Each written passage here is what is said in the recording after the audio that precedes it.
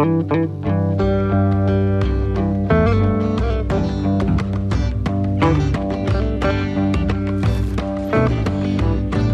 Manuang Jeroni Wadrol Son of Jogja. Hai, halo Kanca Muda Jogja. Assalamualaikum warahmatullahi wabarakatuh. Apa kabar? Ketemu dengan Samael Arlika. Ini hari apa yuk? Jumat Kanca Muda ya, hari Jumat dimana kita bakalan ngobrol soal agama Islam. Setiap hari Jumat nih Kanca Muda Jogja. Mudah-mudahan kamu nggak mau rugi itu orangnya. Jadi selalu dengerin Jeronimo FM di setiap hari Jumat, karena ada banyak informasi dan ilmu yang bisa Kanca Muda dapetin ya. Oke, gak sendirian dong pastinya, ada tamu pasti. Assalamualaikum Pak Ustadz, selamat sore. Assalamualaikum Kanca Muda, selamat sore, sehat selalu semua, alhamdulillah. Alhamdulillah. Kanca Muda, kali ini saya ingin membahas tirakat yang jarang dibahas orang. Jadi kan kita seringnya dengar tirakat itu identik dengan sholat tahajud ya, kemudian puasa Daud gitu kan, yang agak serem-serem nih. Ibadahnya agak serem-serem, agak susah dikerjain maksudnya. Bukan seremnya karena ibadahnya, tapi serem karena memang efeknya serem juga. Yang rutin tahajud itu serem tenan itu efeknya. Kemudian yang sering Daud tak serem juga itu. Kemudian ada Senin Kemis, ada wirid dzikir, kemudian ngaji gitu kan. Nah, kalau kita bicara tirakat itu selalu identik dengan itu. Nah, kenapa saya tertarik dengan tirakat? Karena tirakat itu erat hubungannya dengan taqarrub ilallah, mendekati Allah. Dan ketika kita mendekati Allah, maka otomatis nggak usah mikir. Artinya nggak usah mikir itu bukannya nggak mikir sama sekali, maksudnya nggak usah mikir itu ya kayak Ella, gimana lah pernikahan anakmu besok? Oh udah sama IO kan. Ella nggak begitu mikir. Ya mikir tapi nggak begitu mikir karena udah dipasang ke IO. Nah sama ketika kita jalani hidup ini, mencoba untuk taqarrub ilallah, maka insya Allah nggak terlalu mikir. Bukan nggak mikir ya lah ya, karena udah ada IO-nya, udah ada sutradaranya, udah ada sang maha pengatur segala-galanya. Nah kali ini saya tertarik membahas tentang satu tirakat ini yang jarang dibahas di banyak sosial media maupun di pengajian-pengajian. Ada salah satu tirakat yang ini menjadi alternatif bagi orang yang susah untuk puasa sunnah Ustaz. Utang suku biye gemuknya luar biasa diriku, kalau lihat makanan aku pusing Ustaz. Jadi aku tuh yang begitu bau aja saya udah semaput kalau nggak makan Ustaz. Ada yang gitu. Kalau tahajud Ustaz saya tuh berat tahajud Ustaz karena ngantuan saya Ustaz. Saya tuh nyender dikit aja langsung tidur gitu kan. Jadi bangunnya susah sekali Ustaz. Bisa bangun subuh tepat alhamdulillah Ustaz gitu kan. Duha Ustaz, duha itu saya tuh di pasar Ustaz, posisinya saya tuh agak susah ya Ustaz. Bisnis ini jualan di pasar, jadi saya pakaiannya kayak gini, mau duha pelanggannya itu ada aja Ustaz itu. Jadi ada orang yang secara tirakat ibadah seperti itu nampaknya susah. Nah kita kenalkan di kasih semua kali ini. Nah ada satu tirakat yang ini sebetulnya sebuah tirakat juga, tapi jarang ditempuh, tapi ini wajib kita tempuh kalau bisa Kanca Muda. Tirakat yaitu adalah apa? Punya hati yang baik. Nah ini adalah sebuah tirakat punya hati yang baik. Ya, jadi punya hati yang baik itu adalah tirakat. Karena dia tirakatnya apa? Ngerem gak suudon, ngerem gak marah, ngerem gak iri, ngerem gak hasad. Dan itu surga lah. Apa dasar hukumnya Ustadz? Nah ini yang tanya kan gitu, dalil yang sering dipakai gitu kan. Suatu saat Rasulullah SAW itu pernah beliau sedang santai dengan para sahabatnya, tiba-tiba Rasulullah nunjuk tangannya gitu kan. Tangannya beliau menunjuk dengan jari itu, tuh yang di sana tuh lewat tuh, ya surga tuh. Nah itu sampai berkali-kali tuh surga tuh, mungkin kalau nggak salah sampai 3 kali gitu kan. Nah sahabat keponya luar biasa. Ada orang ditunjuk surga tuh kepo. Besoknya ada salah satu dari mereka yang pura-pura menjadi orang yang butuh tumpangan tidur karena dia sedang berperkara, sedang ada masalah dengan saudaranya, dengan keluarganya, maka dia minta izin untuk bisa tidur, numpang tidur 3 malam di situ. Dia kemudian pasang CCTV matanya sendiri maksudnya. Ya ngecek pagi, siang, sore, malam tuh apa aja amalannya. Ternyata biasa banget, dibanding dia itu nggak ada apa-apanya amalannya. Dia tahajudnya itu pun hari kedua aja tahujudnya cuma tahajudnya 2 rakaat doang, witirnya 1 rakaat. Kemudian duhanya hari pertama aja cuma 2 rakaat gitu kan. Hari 2, 3 nggak ada duhanya, nggak ada sama sekali. Kemudian dia baca Qur'annya aja hari terakhir itu pun 1 rukuk udah selesai. Wiridnya itu hari pertama agak panjang, kedua, ketiga pendek banget. apanya ini ya? Dia bingung, dia cari nggak ketemu nih. Ini aneh ini. Pas mau pulang dia nggak sabar, dia tanya, Pak, Bapak setiap hari seperti ini? Iya. Ah, ngapusi Pak, bohong Pak. Jadi nggak terima. Pasti Bapak nyembunyiin sesuatu. Nyembunyiin apa ya Mas? Bapak ini ada amalan apa? Nggak ada, saya nggak ada amalan apa-apa. Ya tanya-tanya gitu, nggak ada amalan apa-apa gitu kan. Yang lain Pak, nggak ada sama sekali. Ya saya cuma ini aja. Serius Pak, serius. Pokoknya sampai padu lah. Tapi padunya buat positif ya. Enggak Pak, terus terang aja Pak. Saya itu dapat kabar dari Rasulullah menunjuk Bapak, kemudian mengatakan Bapak ini ahli surga. Sementara mohon maaf Pak, saya tidak bermaksud membandingkan Pak. Amalan Bapak itu biasa banget. Nah, saya curiga orang masuk surga itu mesti ada amalan khususnya. Lah ini apa Pak? Aduh Mas, saya cuma ini. Kemudian dia ingat, coba diingat-ingat Pak, Bapak punya pernah apa atau gimana. Oh dia ingat gitu kan. Ya saya mau cerita tapi nggak tahu. Mudah-mudahan kalau ini memang benar ya alhamdulillah, dan mudah-mudahan ini atas izin Allah kemudian dan sahabatnya Rasulullah sama masuk surga. Jadi Mas, saya dari dulu tuh nggak pernah punya rasa iri dengan siapapun, dimanapun dan kapanpun. Kenapa begitu Pak? Nah ternyata kemudian dikonfirmasi ke Rasulullah, ya Rasulullah benar nggak orang itu masuk surga karena nggak pernah punya rasa iri? Yes, betul. Jadi ternyata menjaga hati untuk tidak iri dengan siapapun, untuk tidak hasad dengan siapapun itu perjuangan, itu tirakat yang hasilnya surga, gitu loh. Kamu bisa bayangin betapa beratnya tirakat zaman sekarang. Nah, salah satu tirakat itu punya hati yang baik. Hati yang baik itu paling berat zaman sekarang ini, hati yang baik itu. Contoh yang sangat ringan dan sederhana.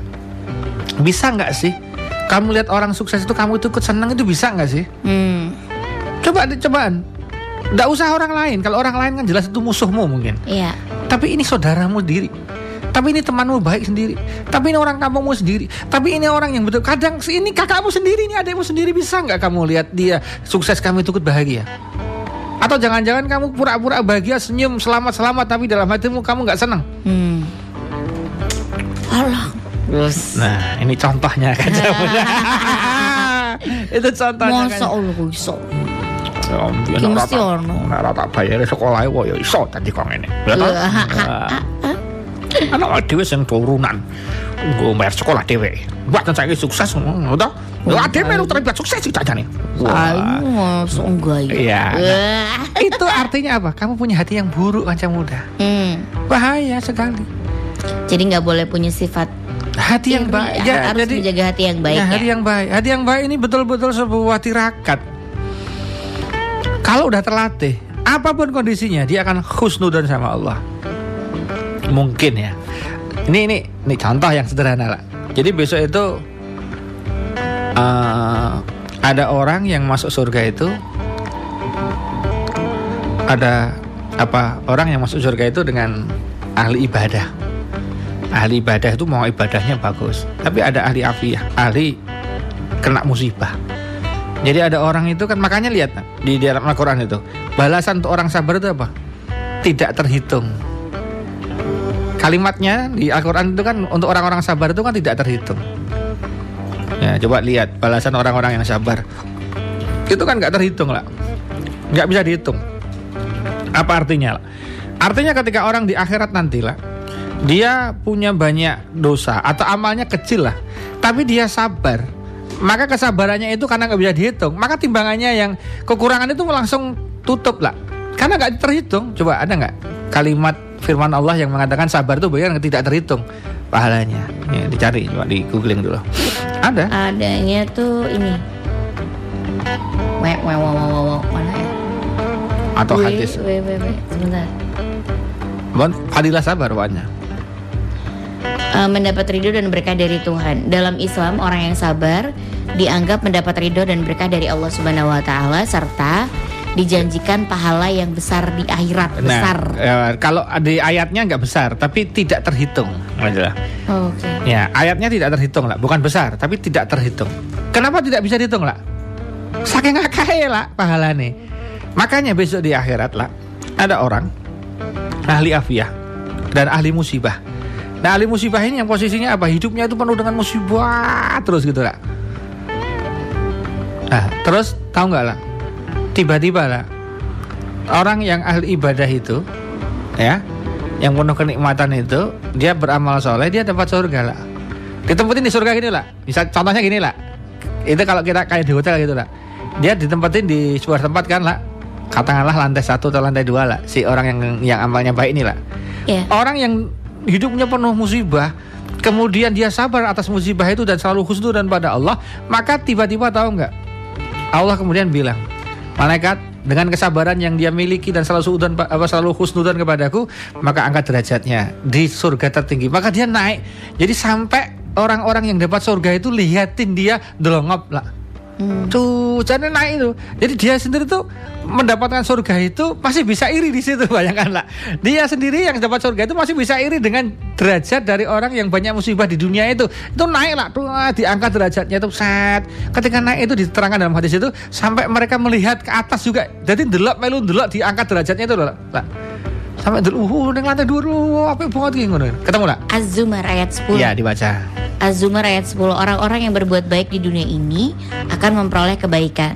Bumi Allah itu luas. Sesungguhnya hanya orang-orang yang bersabarlah yang disempurnakan pahalanya tanpa perhitungan. Tadi beda ayat Pak Ustadz. Tadi apa ya? Tadi itu bukan tadi apa ya? Beda ayat. Oke. Tanpa perhitungan kan? Artinya dia tidak dihitung. Jadi begitu banyaknya gitu kan. Nah, kembali ke konteks tadi Kancah Muda. Positioningnya adalah ketika orang itu dia nih tadi hubungannya apa dengan menjadi hati yang baik lah. Tahu nggak lah apa komentar orang-orang yang sudah dapat surga tapi iri sama surga yang lebih gede, lebih bagus, lebih presiden suite room kalau istilah ruangan itu. Kalau di hotel tuh ini yang dapat surga itu hanya standar room. Sementara orang-orang yang sabar ketika ditimpa musibah itu mendapatkan presiden suite room. Jadi naiknya itu sudah berapa level di atasnya. Ya, kalau nggak salah konon katanya di salah satu hotel yang dipakai sama Barack Obama kemarin dan di utara situ tuh 60 per malamnya. Wow. 60 per malam, bayangkan Kancah Muda. 60 JT per malam. Itu kalau untuk nginep yang kelas bawah, yang paling saya pernah pakai yang standar room itu hanya berapa? 1,5 juta, 1,6. Anggaplah 2 juta. Bisa ngajak orang banyak. Lah iya kan? Artinya apa? Luasnya kan keren banget. Nah, ini orang-orang yang disalib inilah. Apa komentarnya? Ya Allah, 40 orang. Iya. Orang-orang ini disalib gimana komentarnya? Ya Allah, tahu gitu, tolong jadikan aku dulu. Kalau masih ada kesempatan, kasih aku ke dunia lagi. Aku jadi orang sabar. Apa dong? Kasih musibah. Bila perlu potong-potong badanku sampai kecil-kecil nggak apa-apa, yang penting nggak mati ya Allah. Jadi bahasa kasarnya itu sampai tolong daging itu dipotong-potong nggak apa-apa, yang penting nggak mati itu. Saking apa? Saking dia mau sabar gitu kan. Betapa itu seperti itulah. Berarti saya tuh jadi gini Pak Ustadz. Kalau tadi tuh kan ada yang iri karena level surganya berbeda, ya kan? Berarti sebenarnya ketika cobaan dan kemudian ada sabar tadi gitu, kan setiap orang pasti punya cobaannya masing-masing. Pasti. Dia masuk surga pasti juga punya cobaannya nih, levelnya tapi beda. Nah, yang masuk presiden suite room itu seperti apa Pak Ustadz? Kesabarannya tuh dengan cobaan yang seperti apa? Mungkin menurut Pak Ustadz gitu. Baik. Kalau menurut Al-Quran jelas. Jadi setiap orang diuji la yukallifullahu nafsan illa usaha. Jadi ketika kamu dapat ujian apapun, kamu sabar, itu surganya. Jadi kan tidak bisa diukur. Lah kamu itu baru dikasih sakit ini aja, kamu sabar dengan sakit itu. Aku sakit lebih besar, lebih sabar daripada kamu. Gak bisa. Ukurannya itu ketika kamu ditimpa apa itu ya itu. Jadi ukurannya itu pada manusia yang kena, bukan pada jenis musibah. Oh, oke. Bukan jenis musibah. Yang diukur itu adalah musibah yang sedang menimpa. Lo ada orang yang ditinggal mati sama keluarganya itu nangisnya biasa, ada yang nangisnya sampai keras banget ada. Jadi kan tingkat kesabarannya beda. Ada yang sudah siap hatinya, ada yang belum siap hatinya gitu kan. Ada yang dia di dompetnya nggak ada uang itu biasa. Ada yang uangnya ada tinggal 10 lembar aja masih sudah nangis. Sementara yang satu nggak ada lembar satu pun aja masih senyum. Ini orangnya yang senyum tadi itu. Jadi artinya apa Kancah Muda? Artinya jadi kalau ngukur musibah yang kayak apa yang di debat presiden suite room Ustaz, yaitu musibah yang antum sendiri kita sendiri rasakan. Dan setiap level itu kan ada kenaikan sendiri dari Allah. Dan ingat, Jangan pernah mengatakan bahwa kok aku belum diuji ya sama Allah. Jangan bilang gitu. Ntar diuji loh. Bukan masalah ntar diuji. Kamu begitu itu diuji sama Allah. Oh, oke. Kamu itu diuji sama Allah juga. Jadi gini, waktu luang itu ujian. Ketenaran itu ujian. Oke? Kesehatan itu ujian. Kesempatan waktu luang dan santai-santai itu ujian. Senang-senangmu ujian. Pangkatmu itu ujian. Jadi itu ujiannya masing-masing. Ujian itu ada sebuah musibah. Apa hukumnya? Apa dalilnya? Lagi kita dalil kan kita masih ditanya dalil di sini. Ada dalilnya. Apa dalilnya? Dalilnya adalah Umar bin Khattab. Ketika Umar bin Khattab dipastikan A1 pelantikan sebagai presiden, bukan Republik Indonesia ya, presiden umat Islam sedunia, Khalifatullah fil ard waktu itu, menggantikan Abu Bakar As-Siddiq, karena Abu Bakar mangkat menjelang tapi sudah meninggal dunia. Kemudian Umar diangkat sebagai presiden Islam sedunia. Ya presiden lah. Langsung Umar kemudian ke mihrab. Habis pelantikan dia ke mihrab. Tempat sholat dia nangis. Nangisnya serius, gak nangis bahagia. Nangis kayak anak kecil nangis. Ya Allah, kenapa aku jadi presiden? Kenapa aku jadi khalifah ya Allah? Tolong aku ya Allah, gitu kan. Nangis guru-guru. Dia takut dosanya jadi khalifah itu gede. Karena apa? Pemimpin yang adil itu jaminan Allah masuk surga nomor 1. Tapi juga nomor 1 masuk neraka kalau nggak bisa adil. Oke? Jadi pemimpin itu jaminannya Allah kalau adil masuk surga nomor 1. Ya. Tapi kalau nggak bisa adil berarti masuk neraka nomor 1 juga. Nah, dan Umar tahu. Makanya Umar ketika dilantik itu nggak syukuran, tapi nangis gerung-gerung di mihrab. Apa kata dia? Astagfirullah, astagfirullah ya Allah, astagfirullah ya Allah. Jadi dia lantik itu habis dilantik astagfirullah. Nggak alhamdulillah, astagfirullah ya Allah, astagfirullah. Dia istighfar sama Allah, takut. Ini dalilnya. Itu dalilnya. Makanya orang kalau dapat kebaikan-kebaikan, hati-hati, itu ujian loh. Makanya almarhum Ustaz Jeffrey Al-Bukhari mengatakan, kapan Allah ingin ngobrol sama kita? Ketika hambanya dipepet dengan masalah, dengan musibah, maka itulah saat Allah ingin dekat dengan hambanya. Karena hambanya selalu ngangkat tangan, Ya Rob, Ya Rob, Ya Rob. Kapan Allah ingin jauh dari hambanya? Nah ini kata Jeffrey itu. Tapi ini dari kaca juga Jeffrey. Yaitu ketika Allah membuat kesenangan pada seorang hamba. Ingat, berarti kesenangan itu ciri Allah ingin menjauh dari hambanya, dikasih kesenangan. Tapi untuk orang-orang yang spesial, yang istiqomah, maka walaupun dikasih kesenangan, dia tetap ingat sama Allah. Dan itu Allah paling senang. Jadi senangnya Allah itu pada 2 hal. 1, hamba yang tobat, dan hamba yang dikasih kenikmatan tapi tetap ingat. Jadi 2 ini kesenangan yang sangat puncak. Artinya bukan puncak, Allah itu sangat senang sekali. Jadi Allah kan senang. Ini karena sangat senang. Karena mau kondisi apapun dia ingat sama Allah, gitu ya Pak. Jadi gini, orang yang ya betul. Jadi Allah itu senang banget sama orang yang tobat. Orang tobat itu Allah sukanya seperti lebih suka daripada ibu yang melahirkan anaknya. Bahagianya Allah. Jadi Allah itu bahagia kalau ada hamba yang mau kembali. Nah, Allah ngasih hamba itu mau kembali itu dikasih apa? Dilempar masalah. Begitu dilempar masalah, hambanya kembali. Asik, kamu kembali sama aku, kata Allah. Jadi ketika Allah ngelempar masalah, kok dia kembali? Allah bahagia banget, melebihi bahagianya seorang ibu yang melahirkan anaknya. Yang kedua, Allah sangat bahagia kapan? Ketika menggelontorkan kenikmatan pada hambanya, dan hambanya makin syukur sama Allah, makin ingat sama Allah. Gak usah jauh-jauh. Ini kemarin ngerasani Gus Miftah. Gak apa-apa kalau denger malah nih. Kenapa tuh? Bagus ya. Jadi ada nih salah satu orang yang ketika Gus Miftah sudah jadi terkenal dan uangnya banyak lah sekarang kan gitu. Nah, tiba-tiba di bandara atau di mana ketemu lah sama orang yang dulu sering diminta uang untuk kuliah beliau. Mah, iki mah Pak Anu ki, ini dulu membayar kuliah saya mah. Apa kata bapaknya ini pada saya? Alhamdulillah dia masih ingat sama saya. Apa artinya? Kebaikan bapaknya ini diingat sama Gus Miftah. Walaupun sekarang udah terkenal, udah banyak duit. Ini dulu anu mah, ini bantu uang kuliah saya mah, ikut bayarin kuliah saya. Iya. Keren kan? Apa artinya? Manusia aja diterima kasih seneng.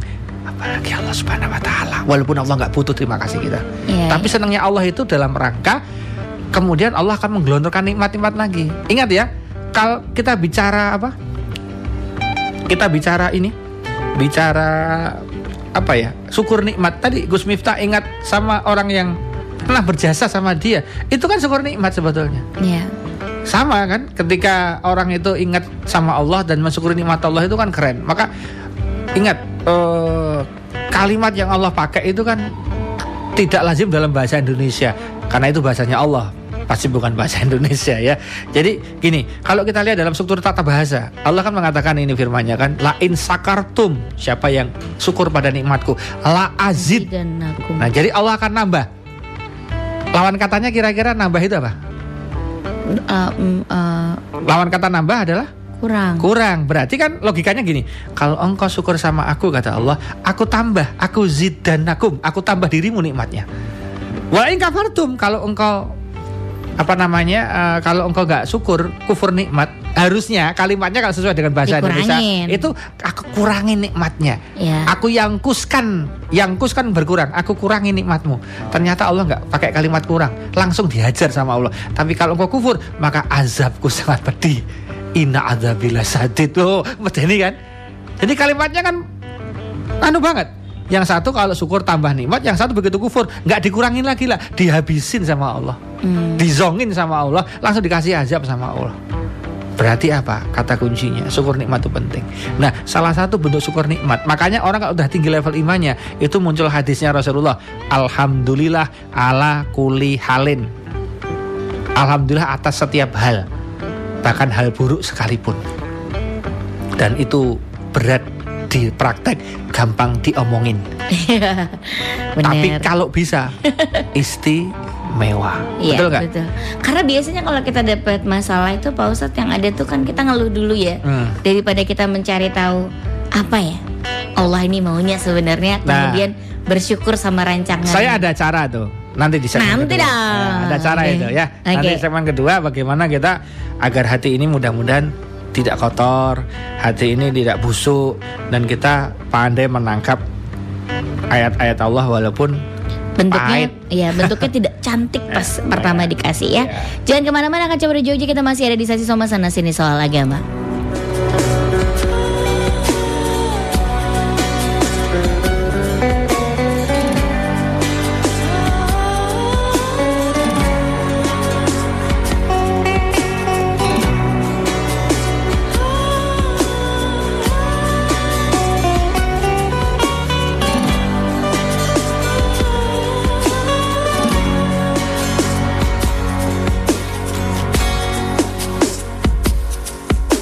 Derap kaki terus melangkah dan panjatkan doa, takkan pernah sia-sia setiap usaha. Jatuh adalah isyarat untuk bangkit kembali. Keyakinan hamba akan datangnya cahaya. Tuhan tak pernah tertidur, Tuhan tak pernah lupa, Tuhan takkan tertidur, Tuhan takkan lupa.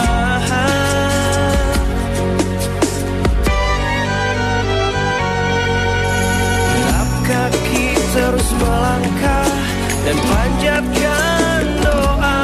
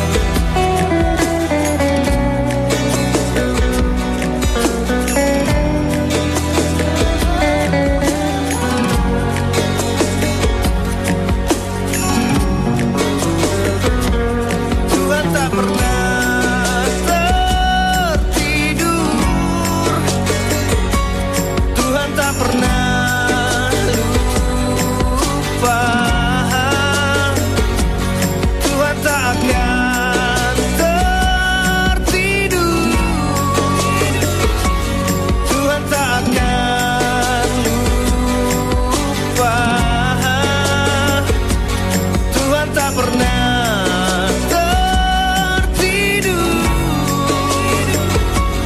Tuhan tak pernah lupa. Tuhan takkan tertidur. Tuhan takkan lupa.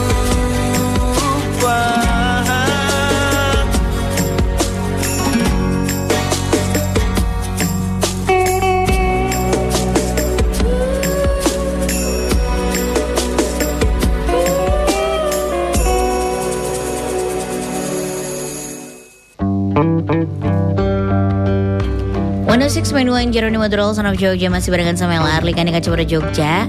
Di sesi Soma sana sini soal agama kita bakal ngobrol-ngobrol lagi bareng sama Ustadz Munif Tauhid nih Kacamata Jogja.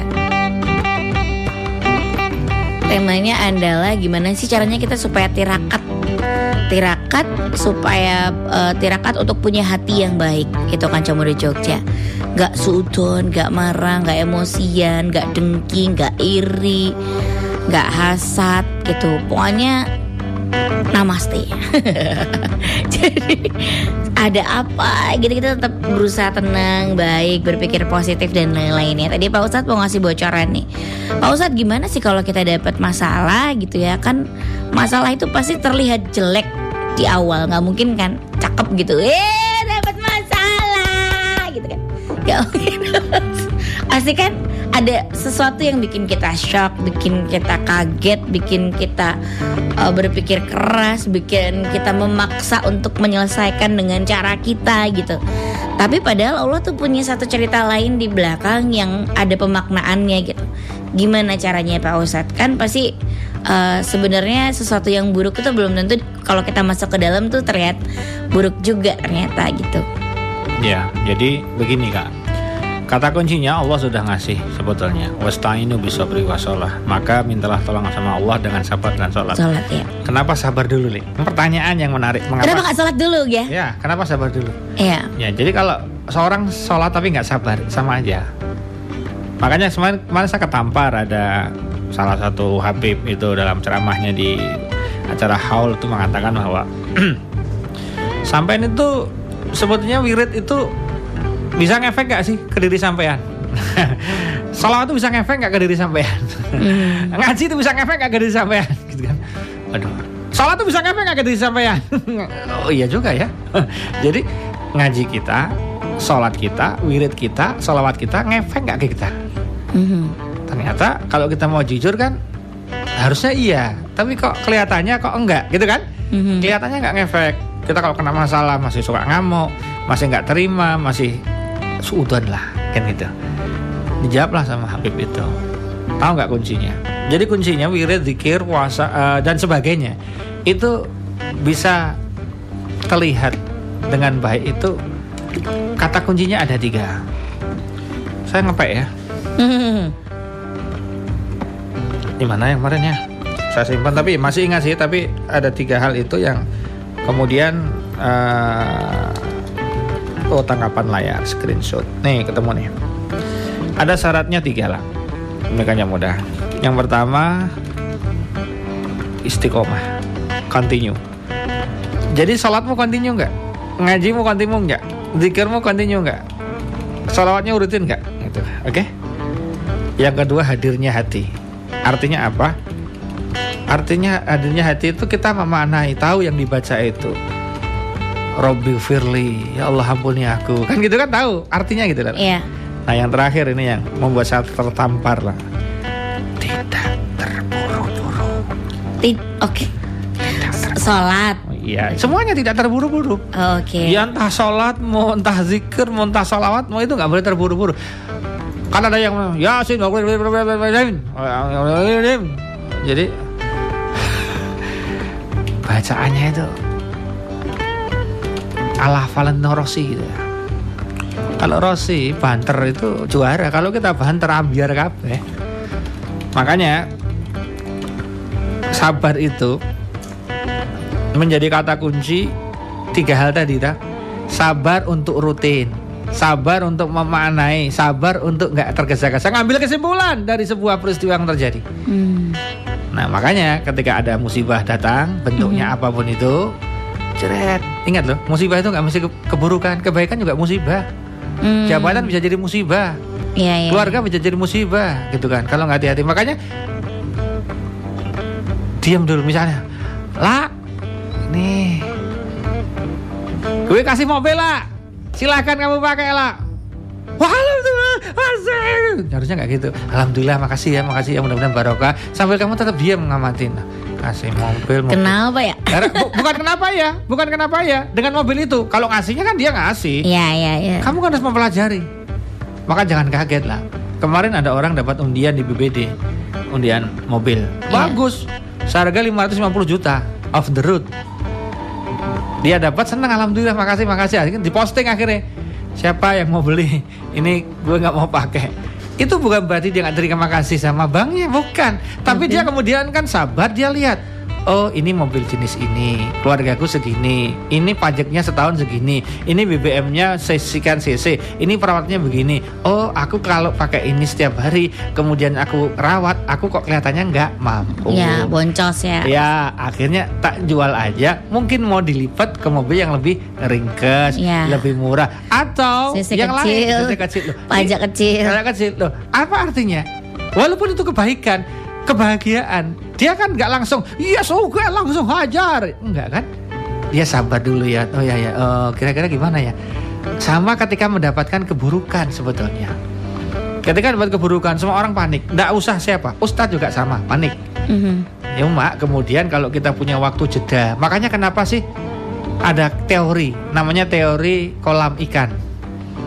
Kalau kamu pengen tahu ikannya mana saja, jangan diubiak-ubiak. Biarkan dulu sampai airnya tenang, kamu akan tahu. Oh itu si koinnya di sana. Oh itu lelehnya. Oh itu nilainya. Oh itu bawalnya, ketahuan kalau tenang ikannya. Tapi kalau diopiok-opiok lah, kita kalau kena masalah kan sering opiok-opiok dulu, bingung dulu, panik dulu. Itu wajar. Maka jangan lagi seperti itu. Saya pengalaman juga. Jangan lagi seperti itu. Biar dulu, tenang dulu. Kenapa? Dengan ketenangan itu kan insya Allah kan bahasa lainnya kan akan terlihat dengan jelas. Oh ini. Oh jadi yang bocor sini yang perlu ditambal. Oh ini yang mereng perlu dilurusin. Gitu aja kan. Ini omongan saya bukan omongan sekedar omongan. Saya praktekkan. Saya juga kepengen kalau ada teman-teman yang konsultasi sama. Ketika kamu, Ustadz, kok suamiku begini? Jangan langsung direspon dulu. Diam dulu, lihat dulu, evaluasi dulu, lihat dulu, cek dulu, cek and recheck, tabayun, cari second opinion, cari analisa data. Makanya orang kalau mau jualan, ya jualan barang maupun produk berupa capres and cawapres sekalipun, kan semua berbasis data lah. Nggak asal bapak senang, tapi berbasis data, by survei, by riset, by ini kan ada semua. Jadi survei pasarnya ada. Jadi contoh ya, beberapa gerai-gerai makanan-makanan yang diboikot itu sekarang ini, itu kan ketika mau buka itu kan nggak boleh asal buka, ada standarnya. Salah satu gerai yang diboikot, saya tahu persis ketika dia mau berdiri di sebuah tempat, di sebuah daerah, dia akan survei salah satu standarnya kalau nggak salah dalam 1 menit harus dilewati kendaraan itu 1.000 kalau nggak salah loh. 1 menit? Nah lupa saya 1.000 atau 1.000 mungkin atau berapa ratus. Pokoknya 1 menit itu harus ada, atau berapa menit itu harus ada 1.000 yang lewat. Kalau 1 menit nggak mungkin Pak Ustaz. Oh nggak mungkin ya. Berarti mungkin 10 menit mungkin atau pokoknya standarnya itu sekian 1.000 gitu loh. Itu dihitung betul dihitung lah. Kalau nggak muni itu dia nggak mau buka. Jadi harus cari lokasi yang dimana dilewatin oleh kendaraan itu sekian. Iya. Nah itu contohnya. Kan nggak mungkin itu gerai yang dibuat itu bikinnya dicongot brosot sekarang loh ya. Besok nggak tahu kalau ada bandara sudah jadi. Atau mungkin mohon maaf ya ditepos sana. Bukan berarti tepos buruk lah. Pastinya karena sekarang tepos juga berkembang karena sekarang sudah cukup lumayan ramai dengan adanya Indrayanti dan teman-temannya gitu kan.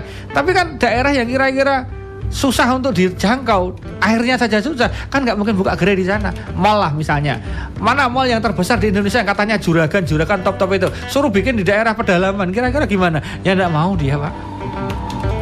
Daya belinya nggak ada, gitu ya. Iya kan? Artinya apa? Ketika di riset, di survei, dia tahu, oh oh baiknya ini, oh ininya gini. Nah jadi ketika ada masalah datang, itu untuk apapun yang terjadi, itu ada waktu fase diam dulu. Walaupun gak enak, walaupun tetap gak tenang, gak apa-apa, tapi jangan reaksi dulu. Oke? Karena reaksi-reaksi kita itu kemudian membuat malah tambah kacau. Kata Habib Umar mengatakan bahwa ketika kamu punya masalah, kamu kesini, wah itu malah jadi ruwet. Tapi kalau kamu ke Allah, diam, curhat, nah itu kan. Dan ini quote of the day yang perlu dicatat. Nah karena kan kalau bisa setiap hari ada quote of the day. Ya diingatin saya ada quote of the day. Kali ini quote of the day kan yang muda dari saya, quote of the day: jangan pernah percaya siapapun kecuali pada Allah. Jangan pernah bongkar rahasia apapun kecuali pada Allah. Nah jadi jangan pernah percaya siapapun kecuali pada Allah, dan jangan pernah bongkar rahasia apapun kecuali hanya pada Allah. Betul. Nah, keterangannya next. Ya, kemudian ini tuh nanti insya Allah keterangannya di minggu depan. Nah, kembali ke sekarang hanya muda. Jadi apa ya?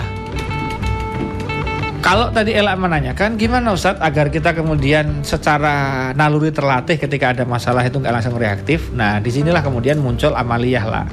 Nah, amaliyah wasta'inu bisobri wasolat. Jadi kamu sabar dulu, jangan reaksi dulu. Kalau bahasa kasarnya begini, kamu di WA nih lah, awas ya kamu, tolong selesaikan jurnal baliknya secepatnya. Tunggu besok pagi, kalau nggak jadi tak pecat kamu. WA-nya kira-kira bikin masalah nggak? Bikin lah. Iyalah. Bikin Ella nggak tenang nggak? Pastilah, ya kan? Ya. Nah, yang terbaik adalah jangan langsung dibalas dia. Diamkan dulu. Sambil didiamkan, nggak usah dibaca dulu, atau sudah terlanjur baca nggak usah direaksi dulu. Dia biarin dia mau ngamuk-ngamuk, ya kita ambil air wudhu, kita sholat, kemudian cari inspirasi. Aku tuh jadinya juga pengen beresin ya Allah, cuma belum tahu caranya gimana ya. Astagfirullah, sholat, ya ngaji, santai gitu kan. Nantilah dengan ketenanganmu dulu, itu kamu nanti tiba-tiba ada inspirasi. Ting, oh, ya, betul. Oh iya ya, Ardi itu kan kerja di KPPN ini. Kan dia ngurusin laporan keuangan. Dia tahu lah jurnal balik pasti.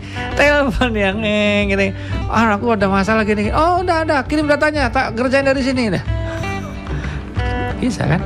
Iya. Atau kalau kamu nggak kenal Ardi, kamu kenal Debio, yang Debio punya kenalan Ardi misalnya, atau kalian seperti Ardi misalnya, kan bisa jadi bos. Betapa solusi itu sebetulnya sudah ada kata kunci jawabannya. Cuma Allah bikin kita pusing agar calling to Allah, connect to Allah. Kadang sekadar di jalan naik motor, oh iya ya ada ini ya gitu ya, Pak Ustadz ya. Ya itu makanya pentingnya nggak responsif di situ. Maka bapak-bapak kalau diomongin istri-istri baru ngamuk-ngamuk jangan reaktif, diamin antara nggak responsif sama lambat itu benar. Gini lah. Kan kadang misalnya lama banget sih gitu, kamu mikirnya lama banget, padahal karena kita sebenarnya berharap untuk bisa menyelesaikannya dengan baik gitu, tapi terkesan lama. Ya terserah saja. Pokoknya gini, kalau kamu udah upaya, kemudian toh misalnya Ella nggak ketemu Ardi, nggak ketemu Debio tadi, akhirnya Ella besok dipecat, misalnya, ya kamu senyum aja. Langsung bilang, dan Allah suka dengan kalimat ini, qadarullah. Oh iya. Ya qadarullah, dipecat. Kenapa lah? Ya karena nggak bisa nyesain jurnal balik. Astagfirullah, gitu amat bosmu ya. Udah, kamu tak teleponin temanku. Nanti kamu udah kerja lagi kan belum? Ya udah, tak temanku ya. Nanti coba kamu lihat profiling perusahaannya. Kapan kalau ada waktu nanti ngobrol, nanti coba tak konekin, siapa tahu dia bisa nerima kamu. Amin. Nah, ternyata betul lah. Oh iya aku butuh ngobrol-ngobrol, salary lebih bagus. Ternyata itu cara Allah melempar kamu lah untuk dapat yang lebih baik lagi. Kamu yang nggak tahu, kamu hanya selalu sultan saja gitu. Nah, gitu kan. Jadi kayak serius dia ngomongnya. Iya, jangan reaktif dulu. Jangan reaktif dulu, tenang dulu, gitu kan. Jadi apa ya? Sebetulnya sampai ada ulama-ulama itu tingkat dewanya gini kan. Dia tingkat dewa ini. Mau doa ya Allah, tolong aku ya Allah. Itu dia takut loh lah. Loh, kenapa saya nggak minta tolong sama Allah, nggak doa minta tolong sama Allah? Aku takut ya. Loh takut gimana? Loh, Karena selama ini kan Allah selalu nolong aku. Masa aku terus aku minta seakan-akan aku nggak percaya mau ditolong. Masuk ya? Yang tak masuk ya. Jadi dia tuh mau minta tolong sama Allah itu takut dikira emang selama ini gue gak nolong kamu. Iya, kayak meragukan gitu. Emang selama ini kamu dari bayi bisa sampai sekarang ini gak aku tolong itu. Emang itu kamu sendiri. Terus aku gak ngapa-ngapain gitu, gak nolong sama kamu sama sekali gitu. Nah, disitulah kemudian kan ulama ini sampai malu Habib ini, saya ini. Bukan gak apa-apa tapi aku kok kelihatannya kan gitu kan. Nah, sampai level tertingginya juga ada pada Gus Bah gitu kan. Ketika dia ke Tanah Suci, dia udah tadinya udah di sini kepalanya itu udah doanya mau utah lah. Doanya banyak banget sampai dilihat Ka'bah begitu lihat Ka'bah, dia doanya cuma banyak baca sholawat. Loh kok nggak jadi doa? Gus. Lah ketika mau doa aku teringat sama Allah. Aku kan udah doa lama. Nanti udah banyak doa. Kan nggak mungkin Allah lupa. Nanti kalau aku ulangi lagi dikira Allah lupa. Ya udah tak selawat aja. Kan Allah nggak budek gitu ya. Sampai lah. Akhirnya jawaban dari kedua Syekh ini, kedua Habib ini, kedua Gus ini, itu muncul. Allah jadi ngasih jawaban. Apa jawabannya Allah? Dan bagi mereka hambaku yang sibuk, ingat kata kuncinya sibuk, berzikir kepadaku, menyebut asmaku, wirid padaku, maka aku akan memberikan ACC doa dari doa-doa yang terbaik yang pernah diungkapkan oleh para orang-orang lain. Dan bagi hamba-hambaku yang sibuk berdoa kepadaku, berdoa, sibuk berzikir kepadaku, mengingatku, berzikir kepadaku, sampai dia lupa berdoa karena saking seringnya wirid saja, maka Allah akan kabulkan doanya sebagaimana doa-doa orang-orang, doa-doa terbaik dari orang-orang yang pernah berdoa. Jadi doane orang-orang sing apik-apik njaluk apa-apa kuwi malah di ACC padha kuwi dongane kadang lebih baik malahan. Keren enggak lah? Amin. Oh, itu loh, makanya saking kan ada orang yang akhirnya di sana itu terperangah sekeneng sama Allah, rindu kangen sama Allah, mensucikan Allah, bersyukur kepada Allah, itu akhirnya lali donga lah. Dia baca wirid, dia baca salawat, lali donga lah. Itu jawaban ada orang yang sibuk doa, sibuk wirid lupa doa, bukan nggak sempat lah. Waduh sadan nih. Jadi dia mungkin dari tahajud kan doa gini lah. Baik, ini penting ini. Doa terbaik kan sepertiga malam terakhir, betul? Nah, ada orang tahajud, oke lah, habis tahajud dia wirid istighfar terus karena dia mempraktekin di surat Nuh itu. Orang-orang spesial tuh orang-orang yang istighfar menjelang subuh. Yaitu dia minta ampun sama Allah menjelang subuh. Maka dia praktekin subuhnya jam 4 kurang, dia bangunnya jam 3:4 atau 3:20 atau mungkin setengah 4.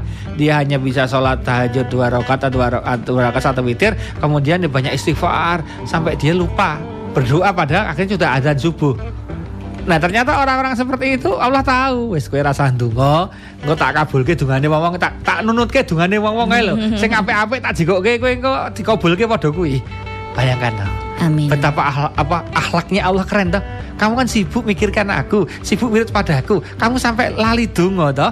Oke, enggak apa-apa, aku tahu kok. Dikasih yang terbaik, memberi yang lebih baik. Iya.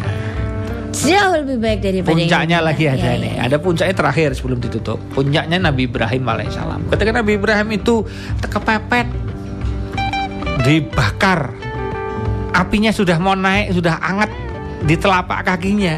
Bentar lagi OTW sudah menghanguskan itu kaki dan seluruhnya. Maka kemudian Allah minta malaikat Jibril untuk turun. Jibril tanyain itu, Khalilullah, kekasihku, tanya. Dia meminta apa? Suruh ngomong aja. Saking sopannya Nabi Ibrahim. Mas Ibrahim, saya diutus sama Allah. Jenengan suruh ngomong apa saja, minta apa saja, Allah akan ACC. Dah, minta apa? Itu kalau kita yang ditanya, udah dari tadi tolong itu kayak udah tahu gini toh ya. Nabi Ibrahim akhlaknya istimewa. Apa kata beliau? Aku hanya ingin Allah tahu keadaanku. Keren nggak? Jadi dia nggak minta, ya Allah selamatkan aku, hajarlah raja itu. Enggak dia. Apa kata beliau? Aku hanya ingin tahu Allah tahu keadaanku saat ini. Pasti tahu. Lah kan gitu kan. Apa artinya? Dia sebetulnya bahasa lain itu kan dia memberi pelajaran sama malaikat. Udah malaikat, Allah kan tahu keadaanku. Udahlah. Kalau bahasa teman saya Pak Budi yang JC itu, you know me lah Allah. You know me so well lah. Gitu. Oke, berarti minggu depan kita ngobrolin soal jangan pernah percaya apapun kecuali kepada Allah, jangan pernah bongkar rahasia apapun kecuali kepada Allah. Oke, asik. Hari ini kita tirakat supaya punya hati yang baik, Kanca Muda, apapun masalah, apapun sesuatu yang ada di depannya Kanca Muda, santuy. Santuy, hadapi dengan santuy, sabar. Terus sholat. Mudah-mudahan Allah pasti bantu ya Kanca Muda. Kita ketemu lagi minggu depan di sesi Sama Sana Sini soal agama. Insya Allah kita punya cerita yang lebih seru lagi buat Kanca Muda Jogja. Ketemu lagi minggu depan. Assalamualaikum warahmatullahi wabarakatuh. Love Jogja and you and bye-bye. Love Jogja.